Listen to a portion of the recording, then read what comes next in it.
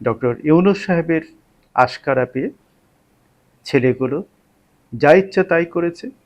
আর একজন ইউটিউবার পিনাকির কথায় দলবদ্ধ হয়ে যাকে তাকে তারা হামলা করেছে। তারা হাত বাড়িয়েছে সেনাবাহিনীর দিকে, সেনা প্রধানের দিকে। এবং এদেরকে কাল বিলম্ব না করে আইনের আওতায় আনুন, অবিলম্বে গ্রেপ্তার করুন।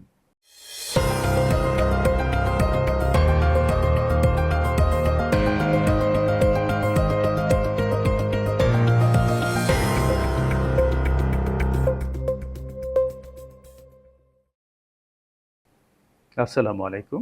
সম্মানিত দর্শক শ্রোতা, সবাইকে শুভেচ্ছা। আজ আপনাদেরকে একটি জঞ্জাল পার্টির গল্প শোনাতে চাই। তার আগে আপনারা নিশ্চয়ই লক্ষ্য করবেন,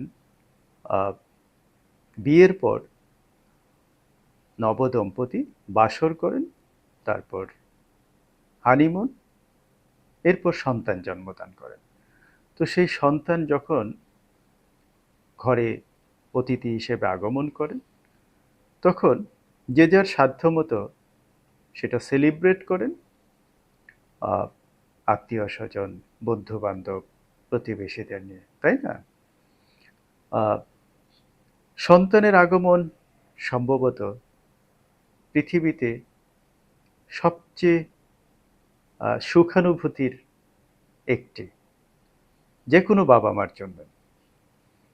তো আমাদের সমাজে এমন অনেক বাবা মা আছেন যারা সন্তান জন্মদানের পর শাসন করেন না কখনো, শুধুই সোহাগ করেন। তো স্কুল পড়ুয়া অবস্থাতেই যখন কোনো সন্তান কোনো মেয়ের ওড়না ধরে টান দেন, কিংবা প্রতিবেশী গৃহবধূর শাড়ি ধরে টান মারেন, বাবা মা মনে করেন এটা বয়সের দোষ, বয়স হলেই সব ঠিক হয়ে যাবে। তো বাবা মার আশকারা পেয়ে সেই সন্তান যখন একদিন কুকর্ম করে ধরা পড়েন, তখন বাবা মার মুখে চুনকালি পড়ে এবং ওই বাবা মা অনেক দুঃখ কষ্ট বুকে নিয়ে সারাটা জীবন পার করতে হয়। সম্মানিত দর্শক শ্রোতা, এই দৃশ্য নিশ্চয়ই খুব পরিচিত, সবার কাছে খুব পরিচিত, তাই না? আমরা যারা সমাজে বড় হয়েছি, এমন দৃশ্য আমরা হরহামেশাই কিন্তু দেখে থাকি। তো এটি কেন বললাম? এটি বললাম এই জন্য যে ৫ আগস্ট আমাদের ছাত্র সমন্বয়করা তাদের বীরোচিত ভূমিকার জন্যই আমরা দানবীয় স্বৈরাচার ফ্যাসিস্ট হাসিনার মুক্ত একটি বাংলাদেশ পেয়েছি, এবং জাতি হিসেবে আমরা অত্যন্ত গৌরবান্বিত বোধ করেছি। একই সঙ্গে ৫ আগস্টের পর আমাদের ছাত্র সমন্বয়কদের কথাবার্তা, আচার আচরণ এবং সামগ্রিক পারফরমেন্স আমাদেরকে আশাহত করেনি, শুধু আমাদেরকে উদ্বিগ্ন করে তুলেছে। এখানে আমি আমাদের সিনিয়র রাজনীতিবিদ, সুশীল সমাজ এবং সমাজের অন্যান্য স্টেক হোল্ডার, আমি বলবো আমরাও কিন্তু সেই ঐন্যাসিক অভিভাবকের মতোই নীরব ছিলাম। অর্থাৎ আমরা, ইংরেজিতে একটি কথা আছে, কল ফর কারেকশন, অর্থাৎ ভালোবাসার জন্য ভর্ৎসনা।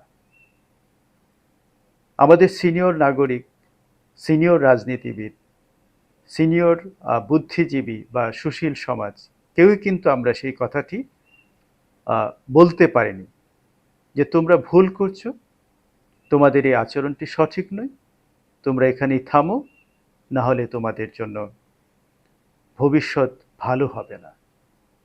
আমি মনে করি এটি আমাদের সমাজের সামগ্রিক অবক্ষয়ের একটি চিত্র। তো যাই হোক, সত্যিকার অর্থে এই ছেলে মেয়েদের আমরা দেখেছি যে সরকার প্রধানের আরো স্পষ্ট করে বললে ডক্টর ইউনূস সাহেবের আশকারা পেয়ে ছেলেগুলো যা ইচ্ছা তাই করেছে। আর একজন ইউটিউবার পিনাকির কথায় দলবদ্ধ হয়ে যাকে তাকে তারা হামলা করেছে, আগুন দিয়েছে, ভাঙচুর করেছে। আমরা কিন্তু তাদেরকে ধমক দেইনি, আমরা তাদেরকে শাসন করিনি। ফলে যা হওয়ার তাই হয়েছে। তারা হাত বাড়িয়েছে সেনাবাহিনীর দিকে, সেনা প্রধানের দিকে।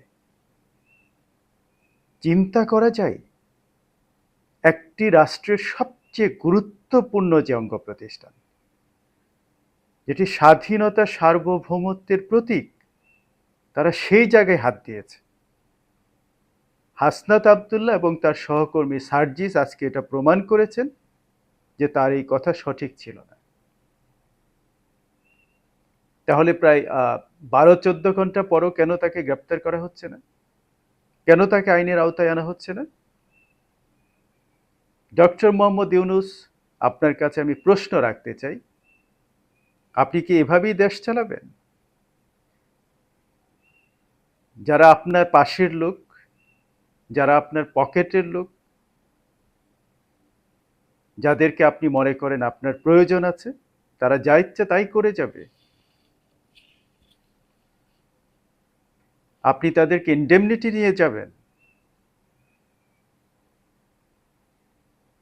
সার্জিস আজকে তো প্রমাণ করেছে যে সে সঠিক বলেনি, তার মানে এটা সে অপরাধ করেছে, এটা গুরুতর অন্যায়।